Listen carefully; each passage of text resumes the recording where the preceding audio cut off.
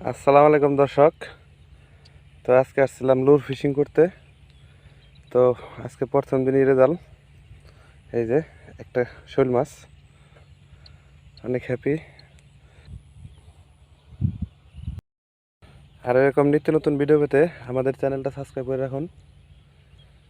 সব ধরনের fishing video আমরা দিয়ে থাকি, সব পেলে মাছ মারি। তো এই যে লুর লুর খেলছি, একা একা ভিডিও করতে পারি না, তো সবাই সাথেই থাকুন।